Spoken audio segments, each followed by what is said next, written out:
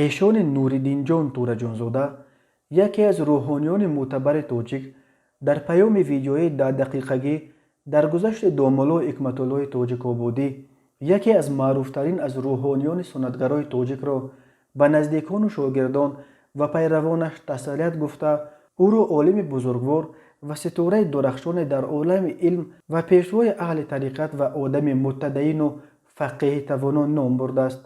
در ویدیویی که از نام تورجان تیوی نشر شده است، ایشان نوریدین جان گفت وفات ناگهانی داملا حکمت‌الله او و اهل خاندانش را نیز به خاطر احترامی که به ایشان داشتند خیلی غمگین گردانید. او یک چشمه سیرابی بود که عاشقان علم و حقیقت از این چشمه بهره می بردند.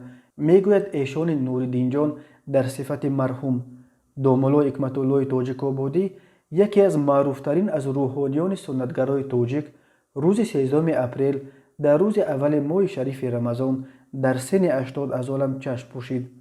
او را روز 14 اپریل در زادگاهش در دهه غلمان ناحیه تاجیک آباد به خاک سپاریدند. ایشان نوریدین جان تورجانزاده از جمله در پیام تسلیتش گفت وقتی که عالم‌ها از این عالم سفر میکنند، وقتی که از این دنیا رخت به سوی آخرت میبندند، اگرچه در ظاهر برای خاندانشان و شاگردانشان و مخلصان و عاشقانشان مصیبت است و جدایی است، سوزش است، اما آنها زنده اند. آنها فقط از نظر ما پنهان شدند، آنها از نگاه ما زیر خاک افتیدند، اما روی آنها، آثار آنها، فیض آنها باقی است. به یادم لحظه های حیات مولانا و شمس آمد.